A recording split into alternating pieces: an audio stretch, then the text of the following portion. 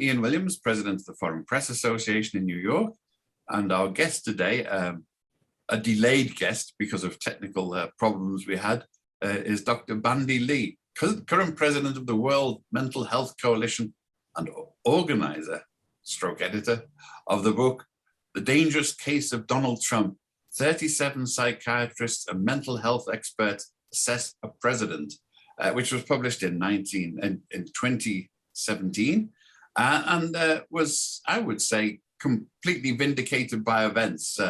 They assessed that Donald Trump was not really mentally fit to have control of the nuclear football or the White House or anything much at all, really. As we've shown, he was mentally unfit, commercially unfit to run hotels, airlines, and and what else was it? Oh, casinos. And I have to say, I have a particular thing here that when I first came to the US 30 years ago, I couldn't quite understand the hero worship. And I did a business analysis of Donald Trump and found that everything he touched turned to ashes. And yet he still kept getting praised. And this dissociation between reality and perception obviously works here because Alan Dershowitz, a quote, renowned, unquote, legal scholar, was prominent in forcing Dr. Bandy Lee out of Yale for this dangerous precedent of assessing a president. And I'd like to, because there are rules about this, and the rules are that I think the American Psychological Association says that you should not attempt a medical assessment or psychological assessment of somebody without their consent. And I think there's an exception here. As one of the things I discovered when I came to the US was that you could not libel a public figure. And I thought this was wonderful with the libel laws in Britain. And I seriously think that whatever the American Psychological Association said about as a general rule does not apply to public figures, where it's a public necessity that if somebody has the future of the world in his or her hands, they should be assessed and by the most qualified people, rather than crowds of holiday makers in Mar-a-Lago. So, Bandy, could you please explain to us how the book came about and what the conclusions were? Yes, well, again, thank you again for having me a second time. And the book came about because, well, with the election of Donald Trump, a number of us became quite concerned, and I started asking around my colleagues, and we were all in agreement that this was a very dangerous, a psychologically dangerous figure to be in the US presidency. And my old colleague from Harvard, Judith Herman, author of Trauma and Recovery, she wrote a letter to President Obama asking for a neuropsychiatric evaluation of the president-elect at the time.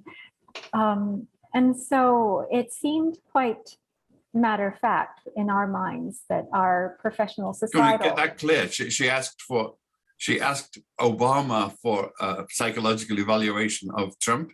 That's right. Okay.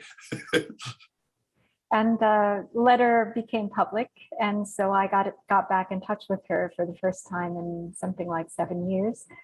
And we decided that something needed to be done, that we couldn't simply sit back, particularly because the signs that we were seeing were beyond the range of normal that everyday people... Beyond eccentricity.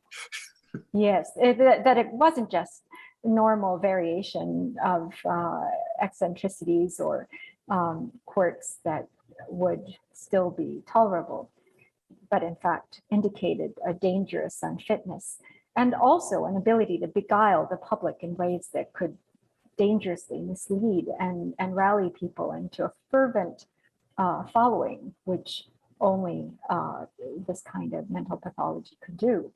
And so the book came about after a conference that I organized at Yale School of Medicine in early 2017. So soon after inauguration, I got my colleagues together because surprisingly, not many wished to come forth. And whenever I drafted letters, initially private letters to Congress members, none of them would sign on.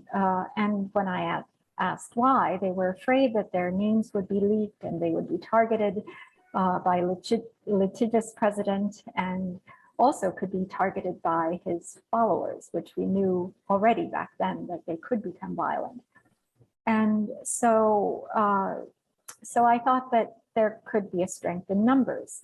And also there was the issue of the American Psychiatric Association, not just reaffirming, as they said, but they amplified and created an entirely new gag order with the Trump presidency out of the so-called Goldwater rule. Because contrary to what you mentioned earlier, it's not a rule. It's actually not even accepted among scholars as being relevant any longer. And certainly in practice, we don't any longer require a personal examination for diagnosis since 1980.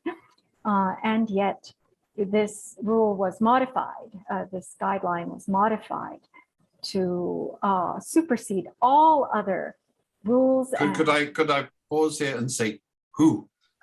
Who? This idea did not just float out of the ether. It wasn't divine inspiration like the hand of God coming down. Presumably there were people behind it.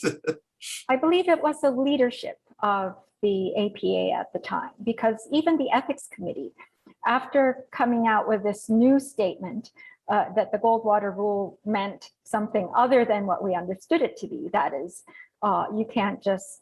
And we should explain again here, the Goldwater rule was a response to a similar evaluation of Goldwater, the what was then an extreme conservative, but now seems a very nice liberal Yes, that's right. presidential candidate. So in 1964, there was a presidential campaign where Barry Goldwater was a candidate.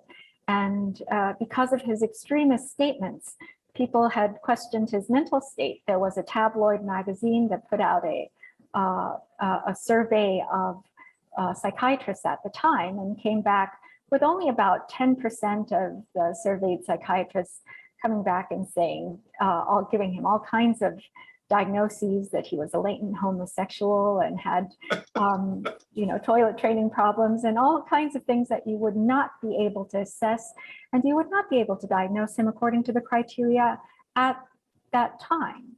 Now, of course, that has changed, and that we have a lot more information about our public figures, and also diagnosis is done not necessarily by personal introspective interviews alone. And certainly what we were commenting on, which are fitness and dangerousness, have nothing to do with diagnosis. These are separate mental health evaluations that look at public behavior, look at interactions, and get reports from associates and coworkers. So it has nothing to do with diagnosis. But the APA, it was initially the ethics committee that put this out. I know many members personally, and they were very ambivalent about it. They questioned even themselves. And then they were flooded with protest letters from other psychiatrists and assumed that they would hold another meeting and modify what they had said because it was in error. Well, the APA leadership intervened and never allowed another meeting. I don't think they've ever held another meeting on the issue ever again. And also blocked any kind of discussion or vote in the membership as the membership was demanding. And so there was a slew of resignations from the American Psychiatric Association. And people have said at that time that it was becoming more like the AMA, the American Medical Association, which has in the medical field become irrelevant because it's become too political. And so this is the basis on which they have made claims that we were being unethical, that we were stating things we should not have, when in fact we were meeting our societal professional responsibility as we determined at the meeting. So the conference that we held was in part in response to this really alarming, egregious reinterpretation of the Goldwater rule to create a gag order. And we decided that, well, this kind of etiquette privilege given to a powerful political figure does not match at all to the kind of obligations we have to societal safety. And so we decided to put out the book. And a few months later, the book came out. It was an unprecedented New York Times bestseller of its kind, an instant bestseller. We only fell short because there were not enough books available. But they had told us that it would probably have been #1. Within 3 months of the book's publication, we were the #1 topic of national conversation. But again, the APA stepped in and blacked us entirely out of media. So if you do not see one single mental health professional in the media, that is reason. Well, how did they achieve that? Because obviously we are media, so the mechanisms by which people block and unblock people in the media are of deep concern to us and our members. Yes, I hope so. And I hope things like this are not commonplace, although I hear that these things do happen. So initially, the APA did it through public campaigns. For us, in our minds, it was a misinformation campaign because, as I said, actual psychiatric ethicists and scholars in the area say that the Goldwater rule is not as prominent as it should, as it has become, and that there are many medical ethics that supersede the Goldwater rule, and in fact that it may be irrelevant in our day. In fact, it was considered irrelevant in the time it was entered into the books in 1973, and that's why no other mental health association has adopted it. Only the APA has it, and then we were told by the media that and then an intervening event was that the APA put out I think they met with the editorial board of the New York Times and had the editorial board speak up against us, stating that we were being unethical, we were speaking about things we should not speak about. Now, this is the first time that I've seen a newspaper define the parameters of expertise, because experts are usually the ones who say what they can and cannot say. They are the ones to define it, not a newspaper. And along with that, a former president of the APA produced the only full-page op-ed on Donald Trump's mental health, stating that he's just a jerk. He basically broke the Goldwater rule himself to say that Donald Trump is okay, because the way that they changed it was not only were you not allowed to diagnose, you were not allowed to make any comment whatsoever. And he was making a comment on Donald Trump. So, I mean, I regret I'm a bit more jaundiced about the media in the New York Times than you, since they established who knew what about weapons of mass destruction in yes. in Iraq quite happily without consulting the real experts. They decided who the experts were. They employed the real experts who recycled what they got from the State Department and the Pentagon. So it's not quite so unusual as you think. But I mean, in the case of, was this political prejudice on behalf of Donald Trump, or was it just deference to authority of the kind that the New York Times does so well? Well, I think the New York Times itself in the psychiatric field is heavily tied with the pharmaceutical industry, because we've seen many examples of that.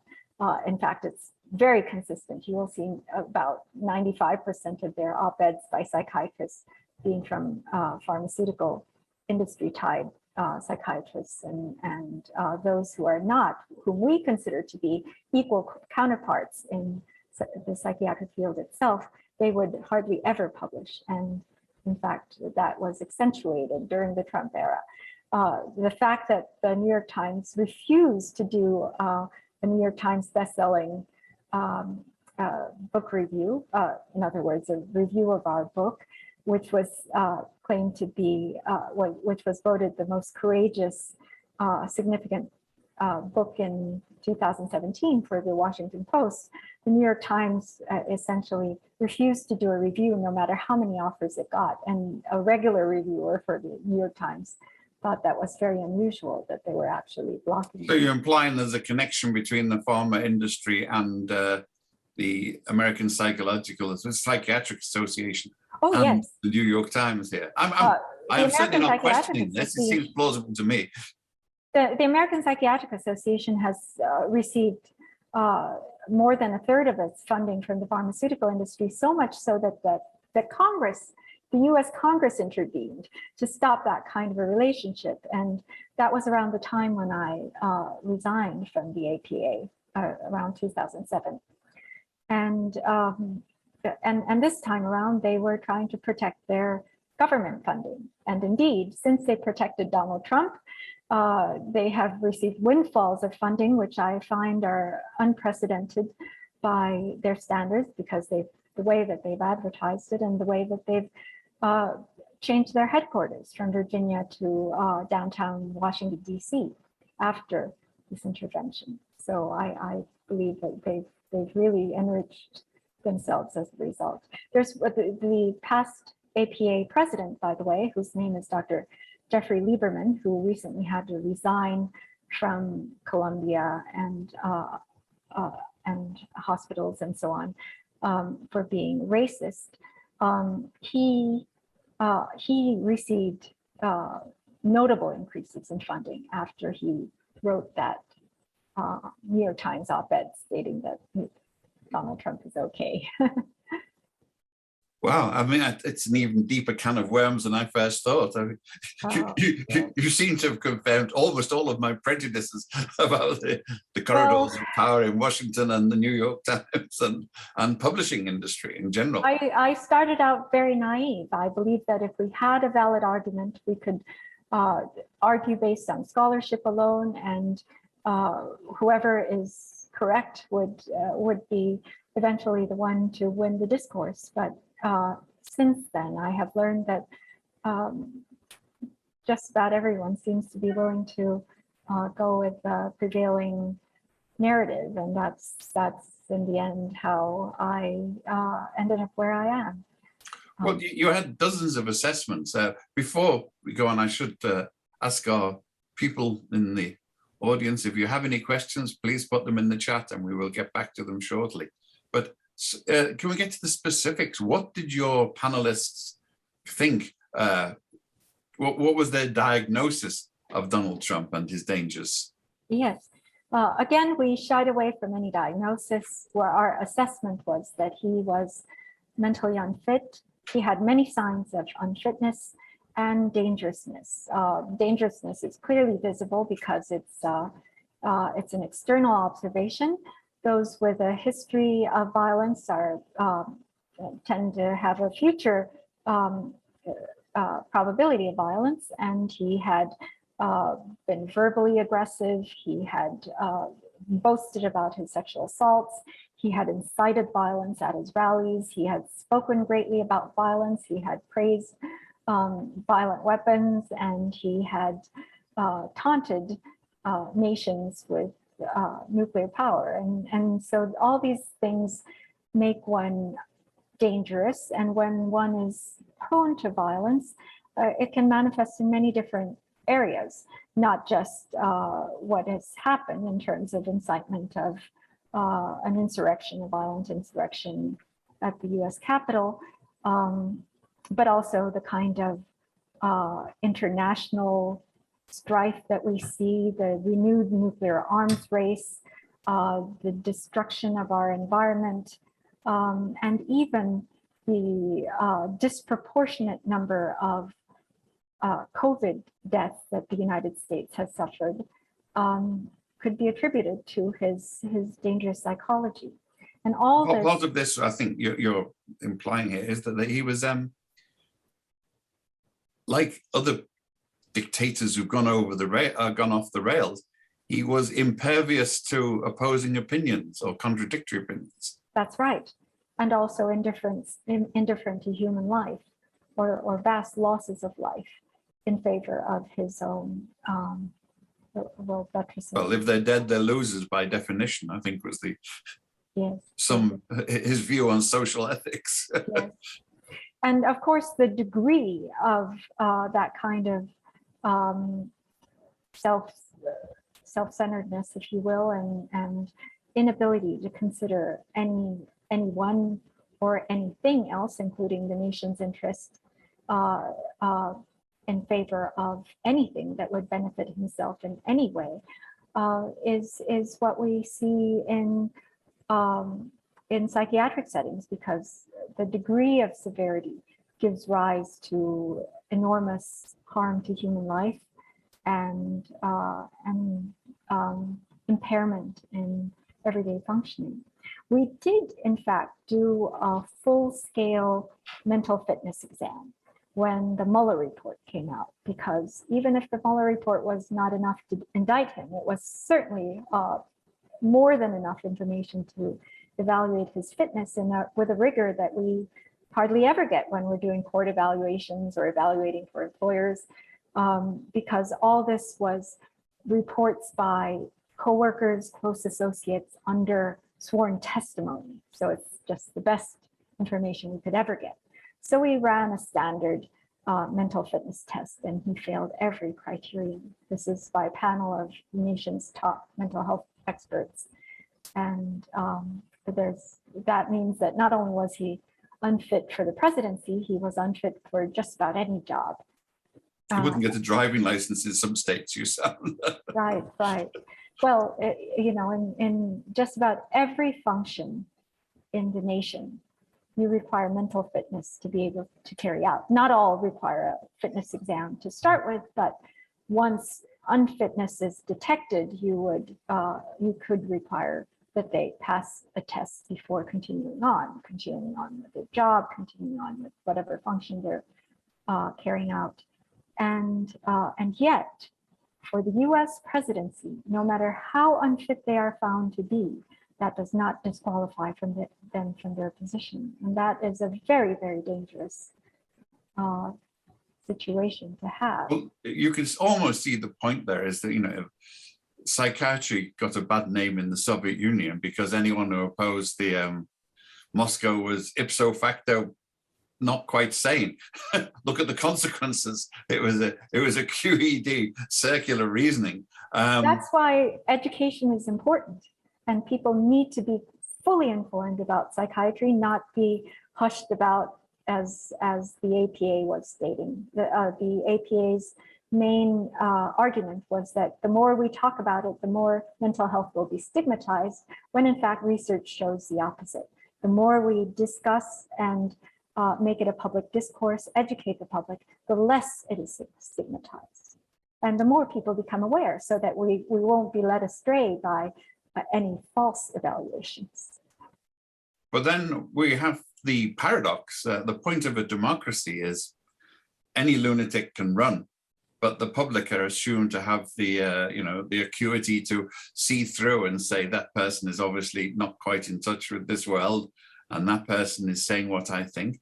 And I think that comes to your other point about the psychological pandemic, is that a horrifying proportion of the American electorate seem to harmonize with the insanities that they're hearing from Mar-a-Lago. And even people like Alan Dershowitz and the American Psychiatric Association are prepared to go out on a limb for somebody who, most people look and think he is not of this world. How did he get there? I wouldn't elect him as a dog warden in a parish, let alone to this position. Yes. But he gets there, and this means he has some skills, and I don't know whether you can evaluate those in terms of charisma and plausibility. And he really is straight out of George Orwell. How many fingers am I holding up? He says 5, and everyone says 5. Yes, he's right. I can only see 5 fingers. It is stunning and breathtaking and terrifying. Yes. Well, in fact, I would distinguish between talent in gathering a following and getting ahead, and the relentless compulsion of pathology. So if you put pathology side by side with the world's greatest strategist, pathology will win. So what do you do in such a situation? You have to weed out the pathology. And well, as to your question about what, about anyone being allowed to run in a democracy, I would agree with that. But it's somewhat the other way around in that we, just as any other function requires a basic level of mental capacity to be able to do, even a democracy, you need mental capacity to be able to have a democratic society. Otherwise, you will no longer have a democratic society very quickly. And that's actually the avenue we are headed in. And this is actually the natural path of admitting someone without the mental capacity to be in a power position, in the power position. And so how do we get there without forcing a fitness test, for example, or requirements that people are not aware of? It's through education and agreement. There needs to be a social contract. Otherwise, well, we have decided that that presidents should be at least 35 years old. Why is that? There is a reason for that. We would not allow a 5-year-old to run. But what if one were impaired to the point where one is functioning as a 5-year-old? Mental age of 5. Exactly, and it's not as uncommon as we believe. In fact, what we are seeing in terms of the population is that when we have a developmentally wounded individual in a power position, then all those with developmental wounds, either because of developmental arrest due to trauma or upbringing or so forth, or by regression as a result of societal stress, will be magnetically attracted to this individual, far beyond anything that any rational thought can control. And so that's a very dangerous situation. That's really what needs to be prevented far in advance of it happening. You might remember there's a movie about the era that gave birth to the American Republic, The Madness of King George III. Yes, And that's so correct. that was a monarchy against which the American colonists were allegedly rebelling. And yet that had a mechanism. They basically looked and said, yes, he's the king, and we respect he's the king, but he's also not there. So we'll put him to one side and appoint a regent. And one of the problems there is, you've just mentioned that the American Psychiatric Association had given itself a sort of self-denying order. Who would we trust to make an assessment to appoint a regent for the President of the United States? That's right. It won't work in a culture of corruption. And when there's a lot of corruption, institutions stop working. I would say that's the case with the American Psychiatric Association. The reason I left was because it was advantaging pharmaceutical company interests above patient interests. And that's when a psychiatric association is no longer functioning in its role.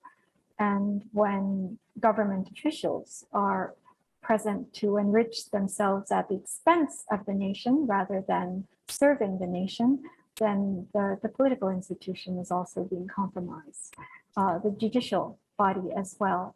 And yes, these are the kinds of things that the people will be able to police if they were allowed to, if they were given the kind of power, educational background, healthcare supports in all different directions as a democratic society would. You strip those things away, and people's ability to self-rule also gets compromised. But we have an atmosphere of intimidation, physical and mental. There is a background of physical violence, as we see from the demonstrations, people turning up, armed to the teeth, they're wandering there with better equipped for battle than most of the Russian conscripts, it would appear. And so they're turning up outside state houses and outside courtrooms and in an intimidatory way. And we have a US Senate that, faced with evidence and impeachment, if Donald Trump appeared in front of them wearing his underpants on his head and a banana stuck in each ear, they'd still vote not to impeach. So it's very difficult to think of mechanisms apart from reputed psychiatrists giving their views, which is one of the reasons why you're being silenced. And Ronald Bryn, one of our distinguished members, is has just put up, it's not so much a question as a tweak, Elon Musk, the new killer of public speech. And it does seem that Elon Musk has superficially, I have not done a psychiatric evaluation with or without the APA, but he has many of the narcissist traits, in a layman's terms at least, that we associate with Donald Trump. And people like this and the other tech billionaires control the levers. Would Donald Trump have got away with this without the backing of the Fox, of Rupert Murdoch and the Fox empire, for example? If Twitter went there to amplify his every word. So it's not just a case of him and his psychopathology, it's the psychopathology of the society itself, isn't it? Yes, that is why psychiatrists cannot be isolated in office with treating individuals alone. We have to apply the principles that we know in a psychosocial manner that applies also to society. And when it becomes dire in certain arenas, such as politics, to make the warnings that we can and to speak about the dangers that we see as a part of our public health role is mandatory. It is not stepping outside of our role. And for most of my career, I have not spoken about any political figure because none had become as dangerous as during the era of Donald Trump. And of course, now we are seeing multiple replications of him because others see him as an example of success. And not only are those with similar pathology encouraged to run for office and to run to employ his methods, but those who have had latent symptoms of his kind are now also coming out with their shadow side, if you will. And that's the phenomenon that I have called shared psychosis. Perhaps that sounds severe, but it's merely the phenomenon of symptoms encouraging other symptoms to come forth. And some of what we see are very dangerous because they are violence, proneness, detachment from reality, and indifference, callous indifference to human life. Another of our members, Jonathan Kapstein, had written this question just as you started speaking, and he says, and it's direct invitation to you, it seems to me there are two issues here. One is academic freedom and journalist freedom, in which you are clearly a victim. The other is the psychiatric assessment of Trump, which is somewhat still undefined. Is he in fact a pathological personality according to psychiatric definitions? If so, what sort? There are any number of narcissists in public office, for example, but the vast majority are not clinical cases. Is Trump a clinical case? And if so, what is your specific diagnosis these days? I could almost ask, since it ties with the pharmaceutical company, what would your specific prescription be? Yes, I mean, he more so than diagnosis, which is what we do in individual treatment settings where we diagnose in order to treat. More important than that is his behavior and the degree of dangerousness, which speaks to the pathological degree of some of the things that you have been seeing. I think most people can see by now that he has prominent narcissistic traits, sociopathic traits, and perhaps would meet the criteria for a dozen different diagnoses. So we won't make a final diagnosis, but we can make those statements. And in fact, the book that we published lists all the major possibilities, which is called the differential diagnosis. I know that's not satisfying as in stating that he has, for example, narcissistic personality disorder. Let me just say that all symptoms are to a degree of pathology that would be alarming and beyond the public's ability to grasp, which is why it is critical to have expert voices in the public arena for the public to be able to protect itself. I tend to think the specific diagnosis with the code numbers in the American Psychiatric Manual are more to do with the insurance companies than with the patient or medical science. So, right. I mean, yes, I don't need to know which code number he is. I can see that he is not quite fit for office. And I will do it in a sort of general way. Ronald Bryn comes back to say mentally ill leaders impact millions. Should sovereignty be suspended until corrected? Well, that's dangerous, because you'd need a psychopath to take sovereignty, Ron, surely. You know, it's obviously Stalin and Lenin both thought that they knew better than the people what was good for the people. It's a characteristic of all of these people. But you mentioned an interesting point about how this is sort of infectious. It's not just infectious for crowds, it seems to be infectious in political systems. And as we look around the world, and we're the Foreign Press Association, we're entitled to do that. When you add up the recent rulers of Britain, Russia, Brazil, the Philippines, and you can't help but wonder, you know, what is it? You know, they used to say that power corrupts and absolute power corrupts absolutely, but the absolutism is getting worse everywhere. And they're seeing that other people are getting away with it.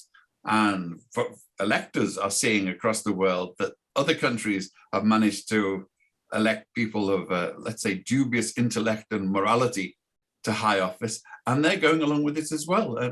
Is there anyone who can cry a halt, or any little boy who can stand up and say the emperor's not wearing any clothes? Well, that's what we tried to do. And we also tried to warn that what looked normal in Donald Trump will soon become abnormal, because the more power he is given, the more he will balloon in his delusions of grandeur and his defiance, in order to convince himself, really, that he is somebody and not a nobody, which is really his underlying fear. The intolerable sense of inadequacy and worthlessness not only drive one to attain power that one is unable to handle. Once given the power, they are likely to abuse it in ways that will only become absolutely uncontrollable the more they are allowed to do it. So it's really incumbent on the rest of us, the healthy part of the population, to stop such. I'm not sure about that, but still. The healthy part is we have, you know, I look at this, I'm looking at somebody who since I first saw him 30 years ago and I started writing about him, I've decided was a blustering, bluffing, hot air balloon. And yet other people saw him as a wonderfully eminent, you know, astute leader of people who reflects the people's choice. And of course, the crucial context here was that TV and radio and the internet between them combined to reinforce his own self-image for everybody else. But how long, I mean, how long can this carry on before the balloon implodes? Well, I'm afraid we haven't reached the end, because we haven't really intervened in ways that are commensurate with the problem here. That is why we have said over and over that a proper intervention is necessary. That is, at this time, prosecution, containment, removal from public exposure, but we are actually doing the opposite. We've refused to contain him. Articles have come out about how the Democratic leadership deliberately did not impeach him. And this kind of automatic deference to positions of power, rather than seeing these positions as obligations and required service to the public, we simply worship, as you were saying, those who have attained power positions. And so power positions are extraordinarily attractive to these kinds of individuals. You know, the US became familiar with his personality structure with his presidency, Donald Trump's presidency, but I have seen this throughout my career.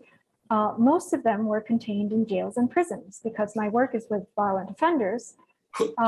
We started 20 years ago, where I mostly saw the vast majority of them in correctional settings. And now they are occupying a vast portion of leadership positions. How did they get there?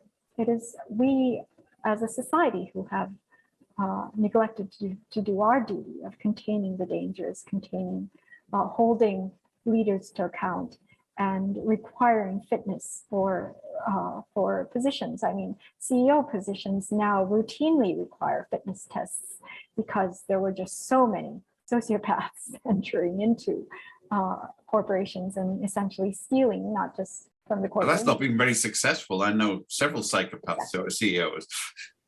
So it's a mistake to see that as success. It's a mistake to see Donald Trump as a success. We need to see it for what it is. It is dangerous pathology. He needs to be contained. He needs to be removed from public exposure. The infectiousness you described, the contagion effect, is extremely dangerous. One often assumes that the mind is contained in the body, and so mental symptoms are not contagious, but in fact they are more contagious because they don't require physical exposure to be to transmit. Rather, they transmit by emotional bonds. And the longer we allow such individuals public exposure, the more they will create, the more they will beguile. People have compared him to a hypnotist. They do use hypnotic techniques, and they are skillful because all their lives, this is all that they have done, using all their intellect and all their skills to be able to simply beguile and bring over people to their side so that they could altogether be destroyed, if that's the nature of pathology. But it's, as I've said, it's quite powerful.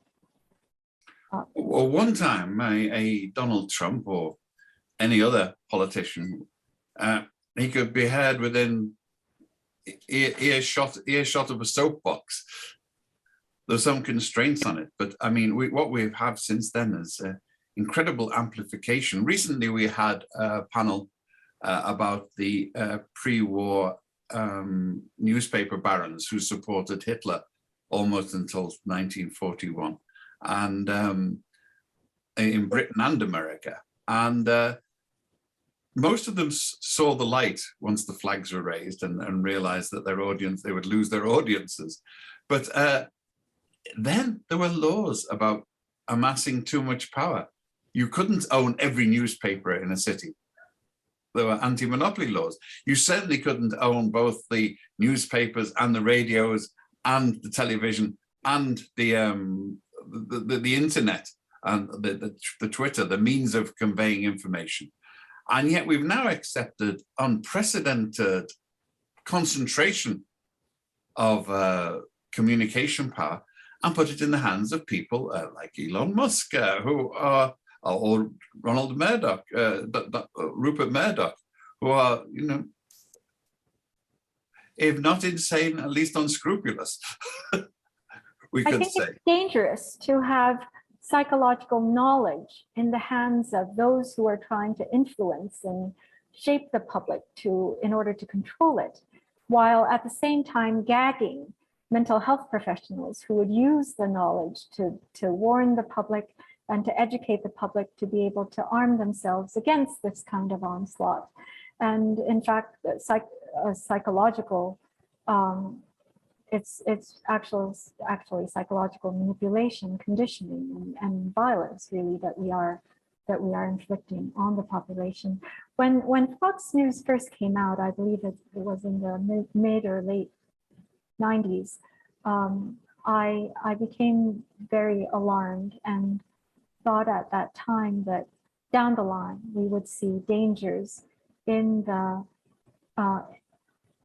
population, that there would be a psychological conditioning for it to be controlled by figures such as Donald Trump. And I would say Donald Trump is merely the front person of many forces that are trying to control the public so as to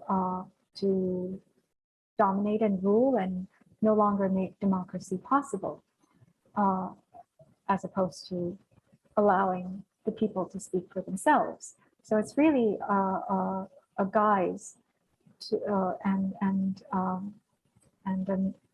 misleading statement to say that Donald Trump is a reflection of what people want, or that they are giving people what they want because they are so enthusiastic about Trump.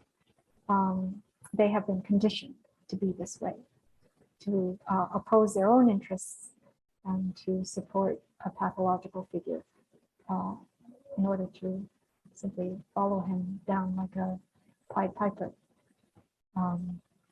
So that was the danger that I saw 25 years ago that is playing out right now.